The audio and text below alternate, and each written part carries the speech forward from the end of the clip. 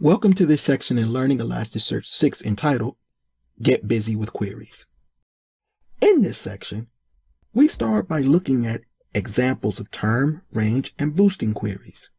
We then move into aggregation-based analytics with a look at average and stats aggregations. We round up aggregation-based analytics with examples of geo-aggregations. Next, we move into sorting in ElasticSearch. And we finally conclude the section by gaining an understanding of synonyms in search. Term, range, and boosting. If you want to find an exact term specified in a query, term queries are the way to go. Here's an example of a term query. The term query is most effective when querying values in keyword fields, such as for exact term matches. If you're querying a text field, the match query is a far better option. Keep this in mind. If you want to retrieve documents with values that fall between a range of values for a given field, then you're going to need to use range queries. Here's an example of a range query. In our movies index, we're looking for all movies that were released between 2004 and 2016. Recall in the previous video when we looked at the scores that resulted from a query? You remember the relevancy score? Well, let's say you wanted to add weight to one query relative to another. You could use boosting to achieve this. Here's an example of boosting.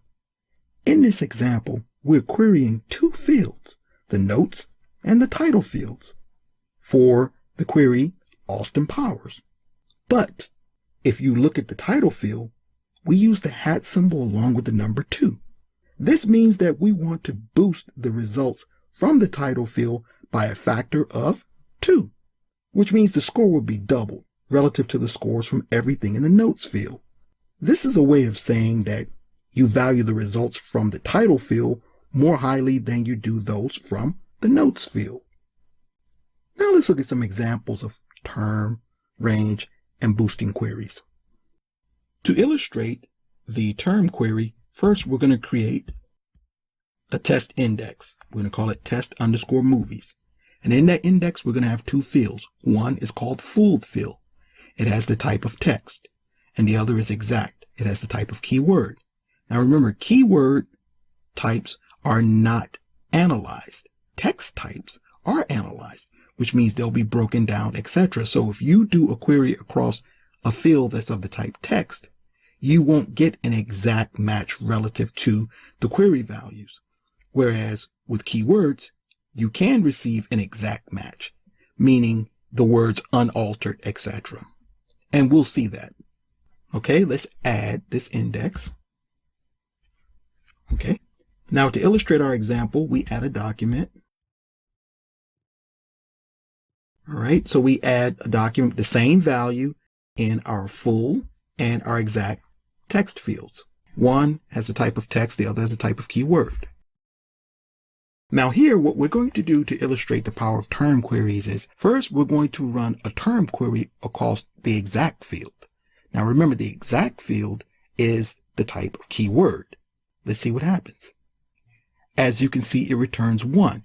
So it looks in the exact field for the value best day of the summer, and it finds that exact value. Now let's see what happens when we run this same term query but across a different field, the field of full, which is the type text. As you can see here, the count is 0.